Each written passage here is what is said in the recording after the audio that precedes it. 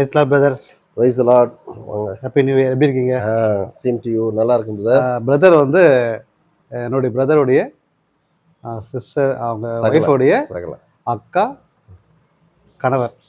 Last time நீங்கள் பார்த்துருப்பீங்க, பிரின்ஸின்றவங்க பேசியிருப்பாங்க. அவருடைய கணவர் அது ஒரு வேலை நிமித்தமாக வர முடியல. ஸோ இப்போ அவர் வந்து கர்த்தரின் சாட்சியை சொல்ல போகிறாரு. எப்படி இருக்கீங்க பிரதர்? நல்லா இருக்கும், நல்லா இருக்கும். என்ன ஒர்க் பண்ணுறீங்க? நான் வந்து ஆர்டிஸ்ட் ஒர்க் பண்ணுறேன் பிரதர். Okay okay. ஃபர்ஸ்ட் உங்கள் நேம் சொல்லுங்கள். என்னுடைய பேர் வந்து ராஜன். ஓகே. நான் வந்து ஆர்டிஸ்ட் ஒர்க் பண்ணுறேன். ஓகே. எனக்கு 2 பெண் பிள்ளைகள் இருக்காங்க. எங்கள் மனைவி வந்து நர்ஸாக இருக்காங்க, செட்டிநாடு ஹாஸ்பிட்டலில் நர்ஸாக இருக்காங்க. நீங்கள் அந்த சாட்சியை பார்த்துருப்பீங்க. ஸோ இன்றைக்கு நம்மோட இவர் நம்ம சாட்சியை பகிர்ந்து கொள்வார். எப்படி இருக்கு உங்கள் ஒர்க்லாம்? நல்லா போகுதுங்களா? கர்த்தருடைய கிருபையினால போயின்னு தான் இருக்குது. ஓகே. கொஞ்சம் மழை டைமில் கொஞ்சம் ஒர்க் இருக்காது மட்டும், ஆனால் அப்போவும் வந்து கர்த்தர் அற்புதமாக எங்களை வழி நடத்தின்னு தான் வராரு. ஆமென். சரி, இந்த வருஷம் புது வருஷம் இல்லையா? ஜனவரி மாதம். ஸோ இந்த வருஷம் உங்களுக்கு வாக்குத்தத்தம் கொடுத்துருப்பாங்க. கண்டிப்பாக கண்டிப்பாக. எப்படிப்பட்ட வாக்குத்தத்தம் உங்களுக்கு கிடைச்சிருக்கு? அதை நீங்கள் வந்து எங்கள் மக்களுக்காக சொல்லுங்கள். என்னுடைய வாக்குத்தத்த வசனம் வந்து பிலிப்பியர் 4ஆம் அதிகாரம் 19ஆம் வசனம். என் தேவன் தம்முடைய ஐஸ்வர்யத்தின்படி உங்கள் குறைவை எல்லாம் கிறிஸ்து இயேசுவுக்குள் மகிமையிலே நிறைவாக்குவார். என் தேவன் கிறிஸ்து மகிமையிலே நிறைவாக்குவார். ஸோ இதை பற்றி நீங்கள் என்ன சொல்ல விரும்புறீங்க? அவர் வந்து ஐஸ்வர்ய சம்பந்தர். அவரு ஓகே. அவரால் முடியாத காரியம் ஒன்றுமே இல்லை. அதனால வந்து எவ்வளோ குறைகள் இருந்தாலும் நம்ம அவர்கிட்ட ஒப்படைச்சிட்டு நம்ம கடவுளை நோக்கி நம்ம வேண்டுதல் பண்ணி அவருக்குள்ள நிலைத்திருந்தோம்னா நம்ம குறையெல்லாம் நிறைவாக கண்டிப்பாக மாற்றுவார். ஏன்னா அவர் ஐஸ்வர்ய சம்பந்தர். அவரால் கூடாத, தேவனாலே கூடாத காரியம் ஒன்றுமே கிடையாது. இது முடியாது அது முடியாதுன்னு எதுவுமே கிடையாது. அதனால அவரால் எல்லாமே கூடும். அதனால வந்து கிறிஸ்து இயேசுக்குள்ள நம்ம இருக்கிறதுனாலதான் அந்த நம்ம இருந்தோம்னா தான், கிறிஸ்து இயேசுக்குள்ள இருந்தாதான் அது மகிமையில நிறைவாக்குவார். வருஷம் வந்து அற்புதமான வசனம். கிறிஸ்து மகிமை நிறைவேற்றணும். எல்லா வித மகிமைன்னா வந்து இதுதான் குறிப்பிட்டு சொல்ல முடியாது. குடும்பத்துல எந்த விஷயங்களா இருந்தாலும் கிறிஸ்துக்குள்ள இருக்கும் போதோ அது மகிமையா நிறைவேற்றுவார். அதான் அப்படிதான் வந்து இப்போ இந்த வீடு பார்த்தீங்கன்னா ஒரு புதுசா தெரியும். ஸோ இது இவருடைய ஓன் ஹவுஸ், சொந்த வீடு. அவருடைய கிராமத்துல, மானாம்பதி என்ற பெரியநாக்கு கிராமத்துல அவர் இருக்காரு. அந்த வீட்டு வாசல் தான் உட்காந்து பேசிட்டு இருக்கேன். ஸோ உங்களுக்கு அது பார்க்கவே உங்களுக்கு தெரியும், ஒரு அழகான கேட்டு. ஸோ அந்த வீட்டில் பார்த்தா தெரியும் உங்களுக்கு. ஸோ அப்படியே வந்து கர்த்தர் வந்து உங்களுக்கு வந்து ஒரு அற்புதமான வீட்டை கொடுத்துருக்கிறார். எத்தனையோ பிரயாசங்களுக்கு மத்தியில் இந்த வீட்டை அழகாக கட்டி இன்றைக்கு குடும்பமாக வசித்து வருகிறார், ஆசீர்வாதமாக இருக்கிறார்கள். அப்புறம் பிரதர், உங்கள் லைஃப்பில் கர்த்தருக்கு நீங்கள் வந்த பிறகு உங்களுக்கு வந்து எப்படியாவது அற்புதம் நடந்ததா? ஏதாவது நீங்கள் சாட்சியாக நீங்கள் சொல்லலாம். ஒவ்வொரு நாளுமே ஒரு சாட்சி தான். ஏதாவது உங்களுக்கு குறிப்பிட்ட உங்களுக்கு இருக்கும் இல்லையா? உங்களுக்கு ஏதாவது அற்புதம் நிர்மூலமாவது இருக்கிறது அவருடைய சுத்த கிருபை. ஒவ்வொரு நாளும் வழி நடத்துறாரு. நாங்க வந்து சாட்சி, எனக்கு வந்து உடம்பு சரியில்லாத போயிடுச்சு. என்ன ப்ராப்ளம்? எனக்கு வந்து ஹார்ட் ப்ராப்ளம். Okay okay. சும்மா தொண்டெல்லாம் எரியிற மாதிரி தான் இருந்தது. சரின்ட்டு நானும் ஜெலிசில் அந்த சிரப்லாம் வாங்கி குடிச்சிட்டு சரியாயிடும்ட்டு போய் போட்டா அந்த தொண்டை எரிச்சல் நீங்கவே இல்லை. சரின்ட்டு நாங்கள் ஹாஸ்பிட்டலுக்கு போனோம். அப்புறம் திருவனந்தபுரம் பக்கத்தில் கவர்மெண்ட் ஹாஸ்பிட்டலுக்கு போனோம். அங்கேருந்து செங்கற்பட்டு ஹாஸ்பிட்டலுக்கு எழுதி கொடுத்துட்டாங்க. அங்கே போன உடனே எனக்கு ஹார்ட்லாம் எந்த வலியுமே இல்லை, இந்த தொண்டை மட்டும் லைட்டாக எரிச்சலாக இருந்தது. அப்புறம் சரின்ட்டு அந்த இது வச்சு பல்ஸ் செக் பண்ணி பார்த்தாங்க. பல்ஸ் செக் பண்ணி பார்க்கும்போது நான் வந்து அன்கான்ஷியஸ் ஸ்டேஜில் இருக்கிறேன் அப்போ அந்த டைமில். அது மானிட்டரில் காட்டுறது வந்து இந்த ஸ்டேஜ் வந்து அன்கான்ஷியஸ், இது வந்து கண்டிப்பாக மயக்க நிலை இது. ஆனால் நான் இது இப்போ பேசினுக்கிற மாதிரி உட்காந்து பேசினேன். அதுல அவ்வளவு பலத்தை கொடுத்தாரு கடவுள். உள்ளுக்குள்ள அவ்வளவு பலவீனம் இருந்தாலும், பலவீனம் உள்ள இருக்குது, ஆனா வந்து பலத்தை கொடுத்துருக்கு. தேவனுடைய பலத்தினால நான் சாதாரண இப்ப பேசினுக்கிற மாதிரி நான் உட்காந்து பேசினுக்கிறேன். அந்த டாக்டர் வந்து அந்த மானிட்டரை தட்டி பாக்குறாரு. என்ன சார் அப்படின்னு நான் கேக்குறேன். மானிட்டர் எதனா ஃபால்ட் ஆனான்னு பார்த்தம்பா. மானிட்டர் புது மானிட்டர் தான், மானிட்டர் ஃபால்ட் எதுவும் கிடையாது. நம்ப முடியலப்பா, நீ நல்லா பேசினுக்கிற, ஆனா உன்னுடைய இது வந்து மயக்க நிலையை காட்டுது. எப்படி? நான் இங்க இருந்து போகும்போது நல்ல மழை, திருவேகுன்றம் போனோம்னா நல்ல மழை. பைக்கை திருவேகுன்றம் பஸ் ஸ்டாண்ட்ல விட்டுட்டு அங்க இருந்து பஸ்ல போய் பஸ்ல இருந்து ஷேர் ஆட்டோல போய் ஓ செங்கற்பட்டு ஹாஸ்பிட்டலுக்கு போறோம். செங்கல்பட்டு ஜிஹெச்சா? ஜிஹெச் அப்போ போறோம். அப்போ வந்து வந்தவொடனே என்னுடைய இதை பார்த்தோன்னே அவருக்கு வீல் சேர் எடுத்துருவாங்கம்மா. அவர் நட ஒன்னா சார் இல்லை sir, I am all right, நான் நல்லா தான் இருக்கிறேன், நான் நடந்தே போவேன் சார். இல்லை இல்லை, உங்க பல்ஸ் இது ரொம்ப ஸ்லோவா இருக்கிறதுனால அதனால வந்து நீங்க வந்து வீல் சேர்ல தான் போகணும் சார். நல்லா இருக்கிறனால வீல் சேர்ல அனுப்புறீங்களா சார்? ஆனா அதுவும் இல்லாம போனோன்னா மைல்டா ஒரு சின்ன அட்டாக் இருந்தது. அதை வந்து சரி பண்ணக்கூடிய அளவுக்கு நல்ல ஒரு திராணியும் கடவுள் பலத்தை கொடுத்தாரு. எவ்வளவு பேர் வந்து சின்ன வயசுலாம் வந்து அந்த மைல்டா சின்ன அட்டாக்ல எல்லாம் இறந்து போனவங்க எல்லாம் இருந்தாங்க. ஆனாலும் அவர்கள் காட்டிலும் என் தேவன் வந்து எனக்கு ஜீவனை கொடுத்து இந்த இடத்துல அவருடைய சாட்சியை சொல்லும்படி ஒரு கிருபை செஞ்சிருக்கிறாரு. கர்த்தருக்கு கோடான கோடி ஸ்தோத்திரம்.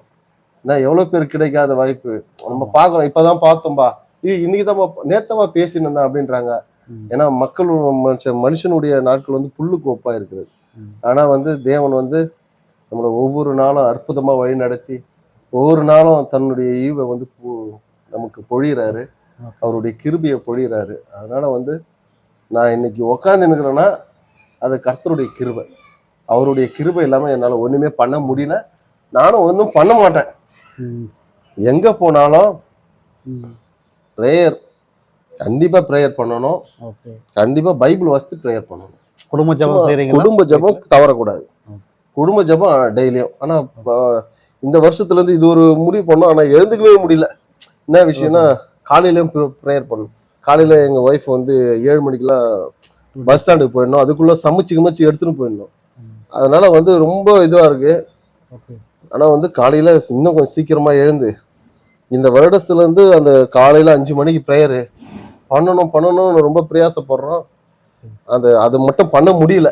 ஸோ நீங்க நைட்டு ப்ரேயர் பண்றீங்க இல்லையா? நைட்டு ப்ரேயர் பண்றோம். அப்போ நைட் ப்ரேயர் பண்ணும்போதோ காலையில நாங்க சீக்கிரமா எழுந்துக்கணும் அப்படின்னு இல்ல பண்றோம் பண்ணும்போது முடியல. அதையும் எழுந்துக்க முடியல. கிரியைகள் இன்னும் பெரிய ஆயிடுவான்னு நைட்ல ப்ரேயர் பண்றதுக்கே நிறைய சோதனை தான் வைக்கிறோம். ஆனா சோதனையை அதையும் இதையும் வந்து இப்போ எங்களுடைய என்ன சொல்றது, ஆவி உற்சாகம் உள்ளதுதான், மாம்சமும் பலவீனம் உள்ளதுன்னு. ஆவியில வந்து நம்ம வந்து பண்ணணும்னு இருக்கிறோம். ஆனா மாம்சம் வந்து பலவீனத்தை கொடுக்குது. அந்த நேரத்துல தான் இன்னும் கொஞ்ச நேரம் தூங்கலாமா, அதெல்லாம் இப்ப வர குளிர்னாலும் அதனால எழுந்து வர முடியல. சீக்கிரமா 5 மணிக்கெல்லாம் 5 மணி அலாரத்தை பார்த்தோம்னா வெளியே வந்து பார்த்தோம்னா என்னதான் நைட்டு 12 மணி மாரி இருளோன்னு இருக்குது. வெளிச்சமே வாங்கல, குளிர் அதிகமா இருந்துனே இருக்குது. அதனால வந்து அந்த மாம்சமான கொஞ்சம் பலவீனம் ஏற்படுது. தொடர்ந்து ஜெபம் பண்ணுங்க. ஜெபம் தான் பண்ணணும். அதுக்காக எங்களுக்காக வந்து பார்த்து கொண்டு இருக்கிற ஒவ்வொரு விசுவாசிகளும் எங்க குடும்பத்துக்காக ஜெபம் பண்ணுங்க. ஏன்னா வந்து நாங்க அதிகாலையில ப்ரேயர் பண்ணணும். அதிகாலையில நாங்க எழுந்துக்கும் போதெல்லாம் தனித்தனியா பண்றது அது வேற. குடும்பமும் ப்ரேயர் பண்ணணும். அதற்காக உங்க குடும்ப ஜெபங்கள்ல, உங்க தனிப்பட்ட ஜெபங்கள்ல எங்களுக்காகவும் எங்க குடும்பத்துக்காகவும் வேண்டிக் கொள்ளுங்க. உங்களுக்காகவும் உங்கள் குடும்பங்களுக்காகவும் நாங்க வேண்டுதல் செய்யறோம். குடும்ப ஜெபம் வந்து ரொம்ப ஒரு முக்கியமானது. குடும்ப ஜெபம் இல்லாத வீடு சொல்ற இல்லாத வீடுன்னு சொல்லிட்டு எங்க ஆலயத்துல மெசேஜ்ல கேட்போம். எங்க ஊழியர் அடிக்கடி சொல்லுவாரு. அதனால குடும்ப ஜெபம் வந்து ரொம்ப முக்கியமானது. இப்ப இந்த வீடு வந்து இங்க நிக்கிறதுக்கு காரணமே ப்ரேயர். ப்ரேயர் இல்லைன்னா இந்த வீடு கண்டிப்பா கிடையாது. ஏன்னா இந்த இது போல பிரச்சனைகளை வந்து எந்த ஒரு எங்கேயுமே சந்திச்சிருக்க முடியாது. ஏன்னா அவ்வளவு பெரிய பிரச்சனைகள்லாம் இந்த வீட்டுக்காக நடந்தது. அது எல்லாமே வந்து சாத்தானுடைய திட்டம். இவனை இங்க கட்ட விடக்கூடாது அப்படின்னு சொல்லி என்னுடைய சகோதரன் மூலியமாவே வந்து எனக்கு பிரச்சனைகளை கொடுத்து எல்லா பிரச்சனைகளையும் ஃபேஸ் பண்ணிடுவா. அப்போ அந்த பிரச்சனை வரும்போது எனக்கு ஹார்ட் அட்டாக்.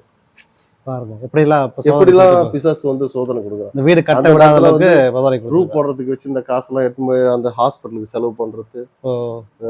அதுக்கப்புறம் சரி வந்து ரூ போடலான்னு பார்த்தா மறுபடியும் எங்க சகோதரர் பிரச்சனை பண்றது. எல்லாம் வந்து ஒரு பிசாசு வந்து ரொம்ப கிரியை செஞ்சுனே இருந்தான். அதுக்கப்புறம் வந்து வீடு கட்டணும் ப்ரேயரால தான். அப்போ வந்து எங்களுக்கு வந்து முதல்ல இருந்து பேஸ் போடும் போதே ஒரு பாஸ்ட் ஒருத்தர் வந்தார். அவர் பேர் வந்து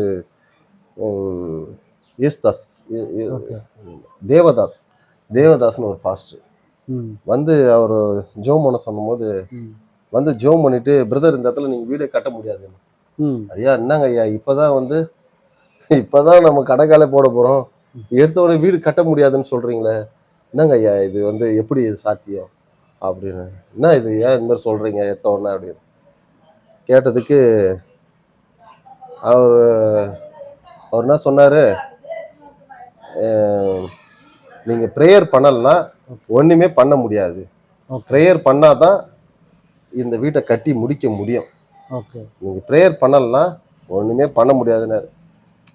நான் என்ன பண்ணேன், அதையும் வந்து ஒரு கேர்லெஸ்ஸா, எல்லா பாஸ்டங்களும் சொல்றது தானே, எல்லாமே சொல்றது தானே, எல்லாமே சொல்றது தானே இந்த விஷயம், அதனால போட அப்படின்னு சொல்லிட்டு நானே எப்பவுமோ வழக்கம் போல வேலைக்கு போவேன், வருவேன், நல்லா குடிப்பேன், குடிச்சிட்டு நல்லா வந்து படுத்துருவேன். அப்ப குடும்ப பிரேயர்லாம் நாங்க பண்ண மாட்டோம், குடும்ப பிரேயர்லாம் அதெல்லாம் பண்றது கிடையாது. நாங்க வந்து அது போல அப்படியே வழக்கமா இருந்துனே இருந்தது. அப்புறம் சரி நாங்களும் வந்து காசு இருக்குது காசு இருக்குது, நம்ம வீடு கட்டிக்கலாம், இவருன்னா சொல்றது பாஸ்டர்னா சொல்றது அப்படின்னு சொல்லிட்டு ஆனா அந்த நேரத்துல பேசுறது கடவுள் தான் அந்த பாஸ்டர் வந்து பேசிக்கிறாரு. கடவுள் வந்து அந்த பாஸ்டர் மூலமா சொல்லியிருக்காரு. அதுக்கப்புறம் வந்து என்னடா இது ரொம்ப சோதனை ஆகுது, வீடு கட்டுறதுக்கு பிரச்சனை ஆகுது, உடம்பு பலவீனம் வேற இதாகுது, அதுக்கு வேற நிறைய செலவு பண்ணிட்டோம், என்ன பண்றதுன்னு அப்போ யோசனை வந்தது அவர் சொன்னது. அப்போ ஜெபம் பண்ணாம இந்த வீடு கட்ட முடியாதுன்னு சொன்னாரு, நம்ம ஜெபம் பண்ணாம விட்டுட்டோமே. அப்போ மறுபடியும் வந்து கடவுள்கிட்ட முட்டி போட்டு ஜெபம் பண்ணி வருந்தி கேட்டு, வா நான் பண்ணது தப்பு, நீங்க ஏற்கனவே உங்க ஊழியக்காரர் மூலமா சொன்னீங்க, அதை நான் கேட்கல, அதனால இன்னையில இருந்து நான் ப்ரேயர் பண்றேன், இன்னையில இருந்து நான் பண்றேன், இனிமேல் வந்து உங்களை தேடாம ஒரு இதுவும் நடக்காது, நீங்க இருந்தாதான் எல்லாமே நடக்கும்ன்று ஒவ்வொரு நாளும் ஜபம் ஜபம் ஜபம் ஜபம் ஜபம் ஜபம் எப்பவுமே ஜபம் பண்ணிருப்பேன். அதுவும் நான் வந்து ஆப்ரேஷன் பண்ணி வந்து வீட்டுல ரெஸ்ட் எடுக்கும் போதெல்லாம் தொடர்ந்து பாரப்பட்டு ஜெபிப்பேன், அழுது ஜெபிப்பேன். எங்களுக்கு ஏன்பா இந்த ஒரு இது எங்களுக்கு தெரியாதுப்பா, நாங்க வந்து வீடு கட்டி முடிக்கணும், இருந்த வீடை இடிச்சாச்சு, வாடகை வீட்டுல இருந்து காலி பண்ணி வந்துட்டோம், இங்க இருந்த மாமா வீட்டுல. எனக்கு ஏன் இவ்வளவு சோதனை, என் கூட பிறந்தவனே வந்து எனக்கு இது மாதிரி பண்ற அளவுக்கு வந்து பிசாசு சோதனை கொடுக்குறானே ஏன் அப்படின்னு பாரப்பட்டு ஜெபிச்ச உடனே ஒவ்வொரு பிரச்சனைகளையும் வந்து என்ன ஆட்டோமேட்டிக்கா விடுதலை ஆகுது, ஆட்டோமேட்டிக்கா விடுதலை ஆயினே இருக்குது. எனக்கு எதிரா இருந்தவங்க ஒவ்வொருவரும் வந்து எனக்கு சாதகமா மாறுது, எதிரா இருந்த பிரச்சனைகள் எல்லாம் எனக்கு சாதகமா மாறுது. அப்ப நினைச்சேன், அடடா, அப்போ ஜெபிச்சா எல்லாமே நடக்கும். அதுவும் நம்ம என்னுடைய சகோதரர் வந்து ஒரு கட்சியில வந்து ஒரு மாவட்ட போஸ்டிங்ல இருக்கிற ஒரு இது, எங்க போனாலும் போலீஸ் ஸ்டேஷனுக்கு போனாலும் எங்க போனாலும் அவருடைய இதுதான் கொஞ்சம், அவரு கொஞ்சம் ஒரு பொறுப்புல இருக்கிறதுனால அவர் சொல்றதுதான் கேட்பாங்க. ஆனா கர்த்தர் என் கூட இருக்காரு, உலகத்தில் இருக்கிறவனும் உங்களில் இருக்க என் கூட கர்த்தர் இருந்தார், அந்த காரியம் எல்லாம் ஜெயமாய் கொடுத்துட்டாரு, எனக்கு ஜெயமாய் கிடைச்சிருக்காரு, எனக்கு ஜெயமாய் மாத்தினாரு. எவ்வளவு பெரிய அரசியல்வாதினா இருக்கட்டும், எதனா இருக்கட்டும், எந்த ஒரு இதுனா இருக்கட்டும், யார் பெரிய பெரிய ஆள் முதலமைச்சர் சிபாரிசு கூட இருக்கட்டும், ஆனா அவரை காட்டிலும் பெரியவர் என்கிட்ட இருக்கு. அதனால எல்லா காரியங்களும் சுமூகமா எல்லாம் முடிஞ்சு நல்லபடியாக அந்த வீடு கட்டும்படியும், இது ஒரு அழகான வீடு, இதெல்லாம் நான்லாம் வந்து கட்டுறதுக்கு தகுதி அற்றவன், இந்த மாதிரி வீடு கட்டுறதுக்குலாம் எனக்கு தகுதி கிடையாது. என்னை தகுதிப்படுத்தி இந்த வீட்டுல உட்கார வச்சு என்னை வந்து ஒவ்வொரு நாளும் வழிநடத்தி, ஒவ்வொரு நாளும் ஒரு கிருபையை கொடுத்து என்னை வழிநடத்தி வருகிறார்.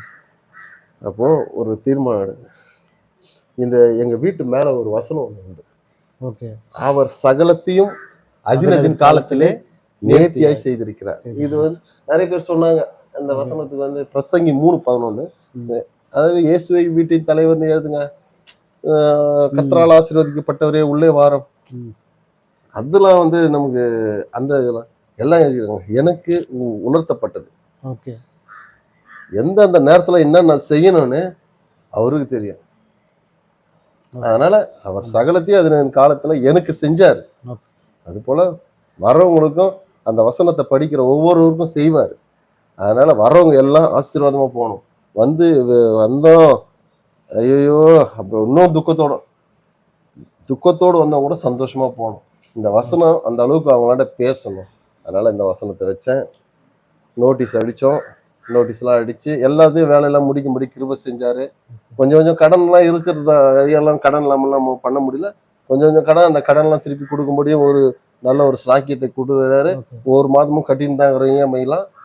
அதெல்லாம் வந்து அதெல்லாம் போயினே தான் இருக்குது. அதை கட்டக்கூடிய அளவுக்கு திராணியும் கொடுக்குறாருல. அதனால அது பாட்டுக்கு போயினே தான் இருக்குது. எல்லா வேலையும் முடிஞ்சது. முதல்ல இது ஒரு காரியம் நான் சொல்றேன். உங்களுடைய எந்த வீட்டு ஃபங்க்ஷனா இருந்தாலும் முதல் நோட்டீஸ், அந்த நோட்டீஸ்ல இயேசு கிறிஸ்து அப்படின்னு எழுதி நீங்க ப்ரேயர் பண்ற இடத்துலயோ இல்ல எங்க ஒரு சேஃப்டியான ஒரு இடத்துல எங்க வச்சாலும் அவரால் பார்க்க முடியும், வச்சிருங்க. முதல் நோட்டீஸ் என் தாய் மாமனுக்கு தான் வைப்பேன் அங்க, அதெல்லாம் வேணாம். முதல் நோட்டீஸ் இயேசு கிறிஸ்து வந்தாருனாலே அங்க நிறைவு தான்.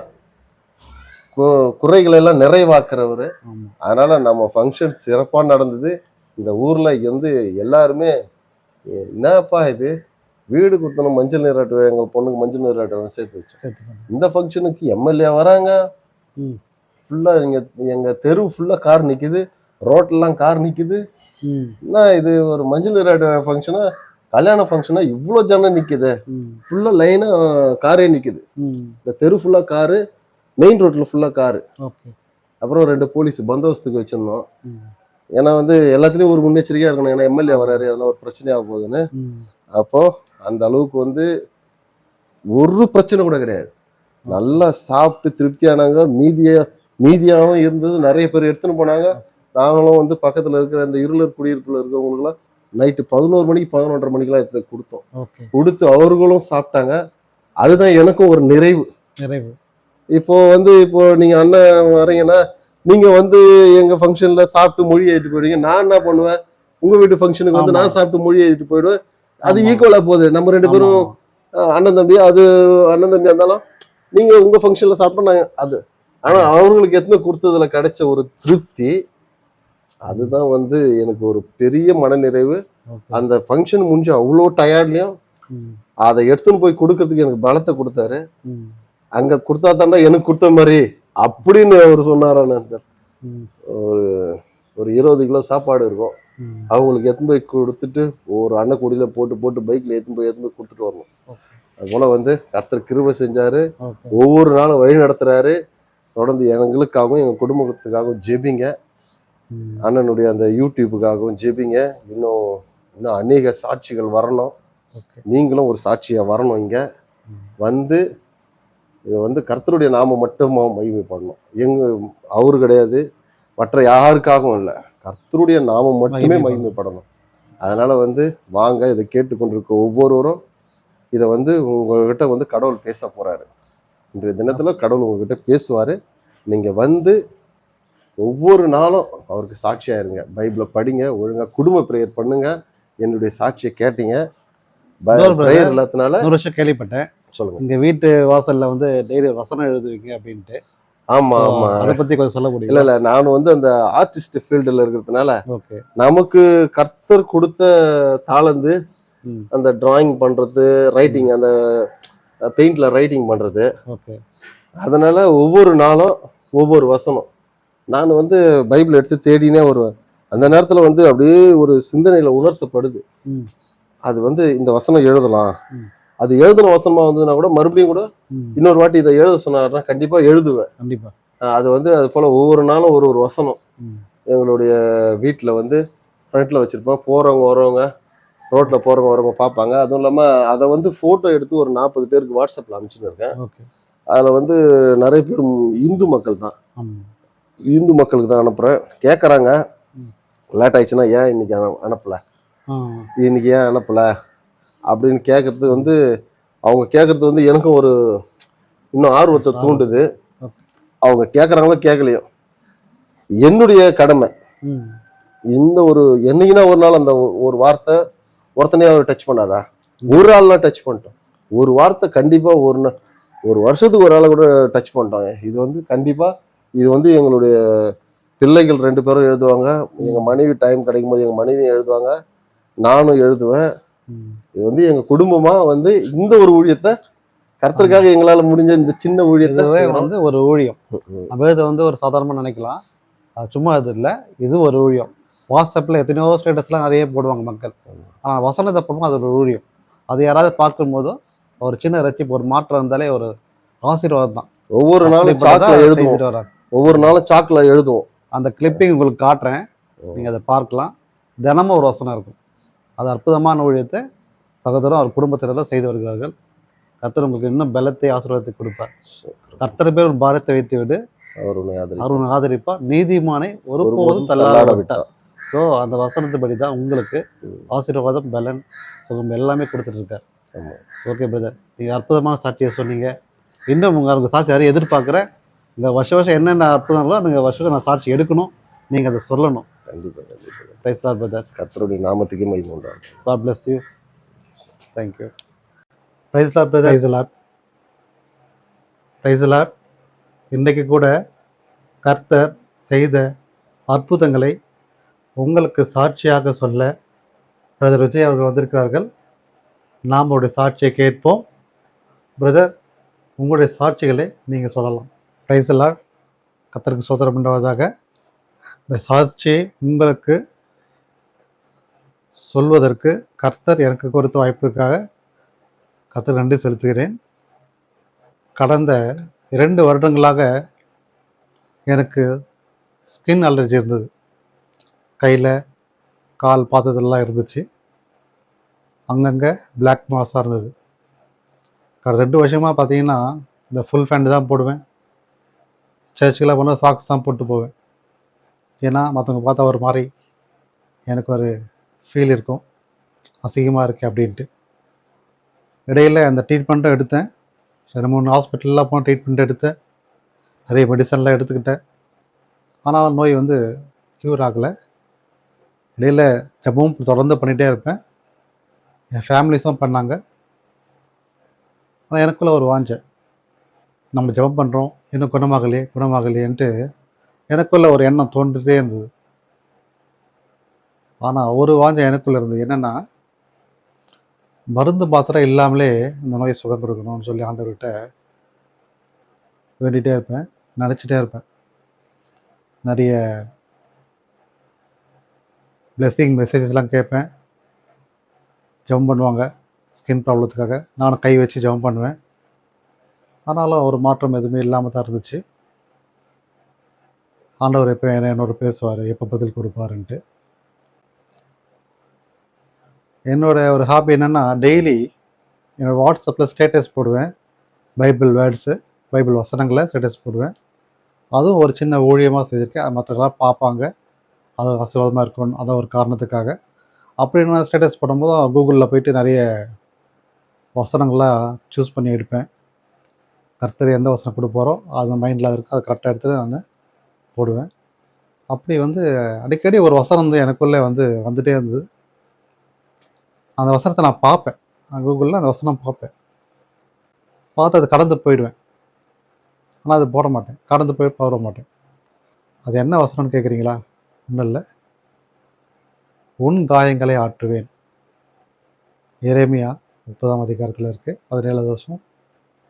உன் காயங்களை ஆற்றுவேன்னு சொல்லி இந்த வசனம் எப்போ எடுத்து நான் சூஸ் பண்ணாலும் அது வந்துகிட்டே இருக்கும். ஆனால் அப்போலாம் நான் யோசிக்கவே இல்லை, அது வசனம் வருது, ஆனால் மனசில் இருக்கும். பாருங்க, கொஞ்ச நாள் அப்படியே இருந்துச்சு. அந்த வசனம் டெய்லி நான் பார்த்துட்டு தான் இருப்பேன். சரிங்களா? ஆனால் கொஞ்ச நாள் போக போக என்னாச்சுன்னா, ஜெபம் செய்தேன். தொடர்ந்து ஜெபம் பண்ணி தான் இருப்பேன். வேறு மாதிரி ஜெபம் பண்ணேன். எதுக்குன்னு எப்படின்னா, நான் இனிமேல் மருந்தே போட மாட்டேன், மாத்திரையும் சாப்பிட மாட்டேன், ரெண்டும் இல்லாத ஏசப்பா நீங்கள் தொட்டு எனக்கு சுகம் கொடுங்க அப்படின்னு சொல்லி நான் ஜெபம் பண்ணேன். அப்படி ஜெபத்தின் மூலமாக பார்த்தீங்கன்னா கொஞ்ச நாள்லே அந்த காயமெல்லாம், அந்த பிளாக் டாட்ஸ் எல்லாமே அப்படியே கொஞ்சம் கொஞ்சமாகவே மறைஞ்சு போச்சு. ஆல்மோஸ்ட் இப்போ 90% கிளியர் ஆகிட்டு ஸ்கின் நல்லாயிருக்கு. எந்த மெடிசனும் போடல. கர்த்தருக்கு நன்றி செலுத்தினேன். இன்னொரு விஷயமும் யோசித்தேன், நம்ம அன்னைக்கு பண்ண ஜெபத்தை ஆண்டவருக்கு பதில் கொடுத்துட்டார். எப்படின்னா, நான் வசனம் பார்த்தேன்னு சொன்னேங்க இல்லையா, உன் காயங்களே ஆற்றுவேன்ட்டு. அவர் சொல்லிட்டாரு. நான் தான் அதை தெரிஞ்சுக்காம இருந்தேன். ஆனாலும் தினமும் அந்த வசனத்தை எனக்கு காமிச்சிட்டே இருந்தார். நம்முடைய ஜெபத்தை ஆண்டவர் கேட்டு பதிலையும் கொடுத்துருக்கார். லேட்டாக தான் அதை புரிஞ்சுக்கிட்டேன். சுகத்தையும் பெற்றேன். எத்தனையோ பேருக்கு எத்தனையோ வருஷங்களாக இந்த ஸ்கின் டிசீஸ்க்கு மருந்து மாத்திரை இல்லாமல் கஷ்டத்தில் இருக்காங்க. ஆனால் என்னுடைய ஆண்டவர் என்னுடைய ஜெபத்தை கேட்டு எனக்கு பரிபூர்ண சுகத்தை கொடுத்தார். அதே போல தான் அவங்க வாழ்க்கையில் நீங்கள் உண்மையான விசுவாசத்தோட நம்பிக்கையோட அவரை நீங்கள் கேட்கும் போதோ ஜெபிக்கும் போதோ உங்கள் காயங்களோ உங்கள் வேதனைகளோ உங்கள் கஷ்டங்களோ இயேசு கிறிஸ்துவாலே எல்லாவற்றையும் விடுதலை கொடுக்க முடியும், சுகம் கொடுக்க முடியும். நீ விசுவாசிங்க. எப்படி எனக்கு கர்த்தர் சுகம் கொடுத்தாரோ அதே போல் உங்களுக்கும் கர்த்தர் சுகத்தை கொடுப்பார். இந்த சாட்சியை எனக்கு சொல்ல வாய்ப்பு கொடுத்த கர்த்தருக்கு நன்றி செலுத்துகிறேன். ஆமென். கர்த்தருக்கு ஸ்தோத்திரம் பிரதர். கர்த்தர் உங்களை ஆசீர்வதிப்பாராக. இதுவரை என்னை நீர் நடத்தியதற்கு நான் எம்மாத்திரம், என் வாழ்க்கை எம்மாத்திரம்.